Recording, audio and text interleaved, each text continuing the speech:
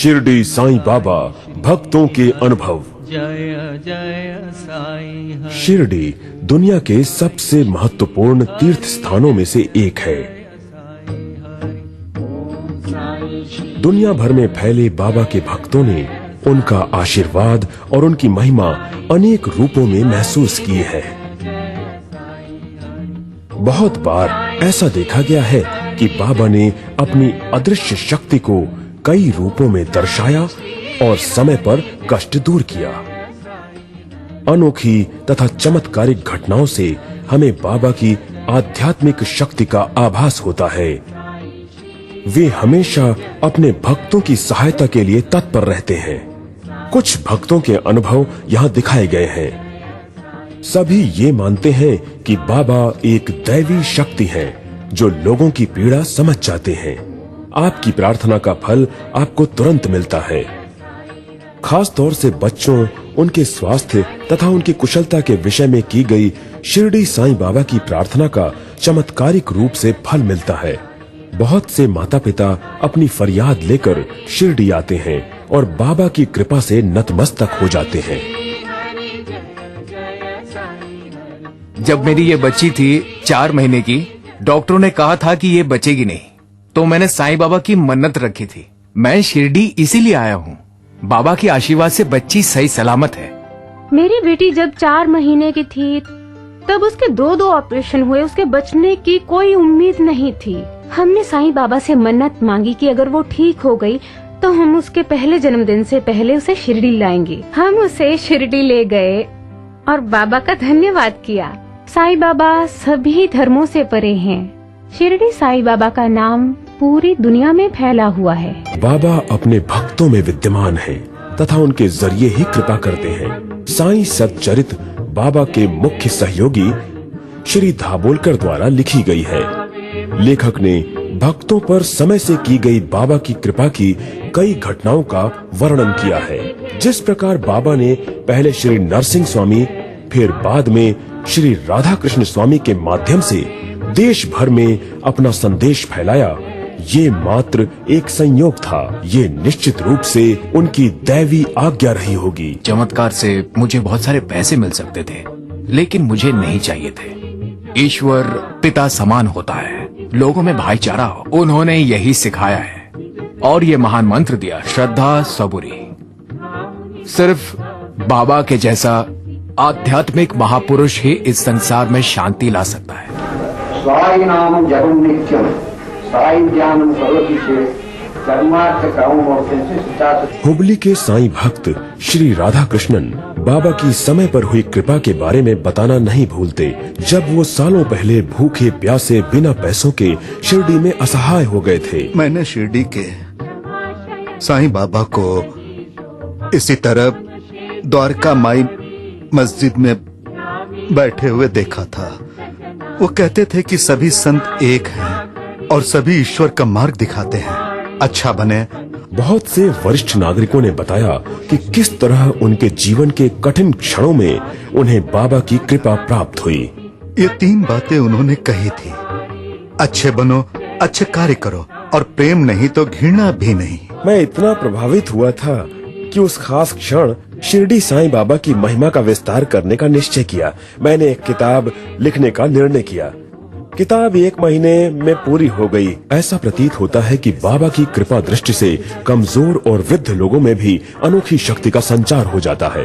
मुझे खुशी है कि बाबा ने मुझे चुना है और मैं अपनी क्षमता अनुसार लोगों की सेवा कर सका। हम में से कुछ भक्त गणों ने अखंड साईं नाम सप्त ट्रस्ट की शुरुआत की और बाबा के तारक मंत्र ओम साईं, श्री साईं, जय जय साईं का प्रचार आरंभ किया। और आज भी इस मंत्र को 24 घंटे, 72 घंटे, 108 घंटे और यूं ही लगातार दोहराया जा रहा है।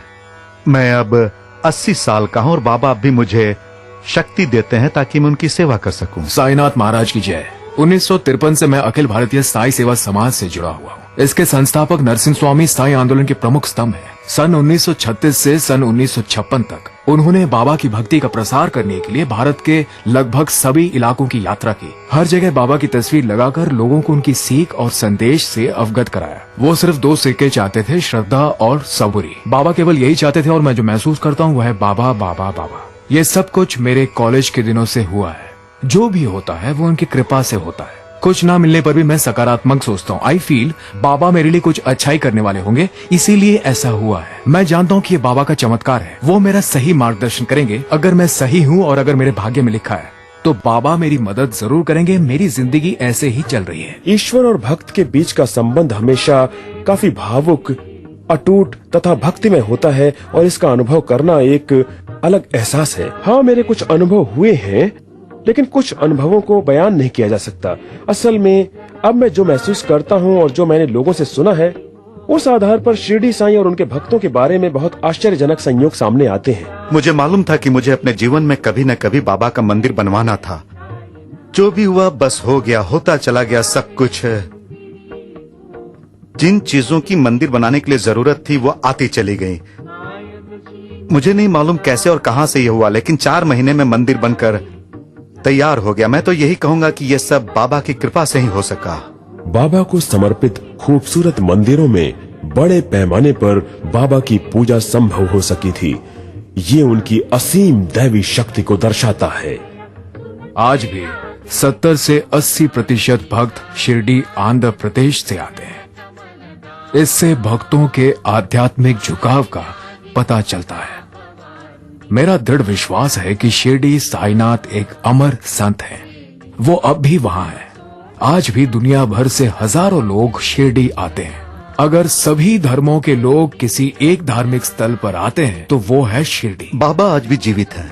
ऐसा न समझे कि वो धरती में समा गए हैं। उनका अस्तित्व तो अब भी है। मैं 1948 में दास गनू से मिला था, जब वे ASI इंडिया के साईं भक्त सम्मेलन में भाग लेने कोयम्बटूर जा रहे थे। वो बहुत वृद्ध थे।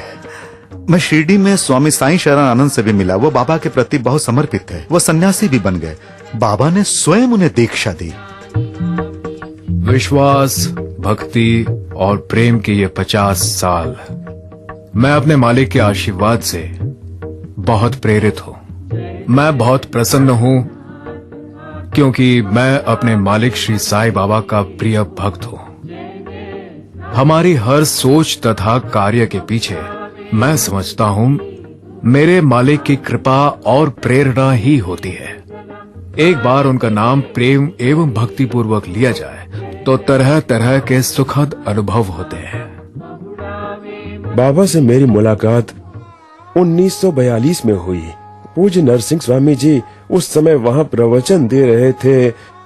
कलयुग कामधेनु, कलयुग कल्प वृक्ष तथा बाबा के कलयुग अवतार के विषय में। मैंने मन में सोचा कि अगर बाबा की महिमा ऐसी है तो मुझे फर्स्ट क्लास मिले। मैं परीक्षा के परिणाम की प्रतीक्षा कर रहा था, जिससे मेरे करियर का फैसला होना था। 10 दिन के अंदर परिणाम आ गए और मैं पास हुआ था फर्स्ट क्लास में।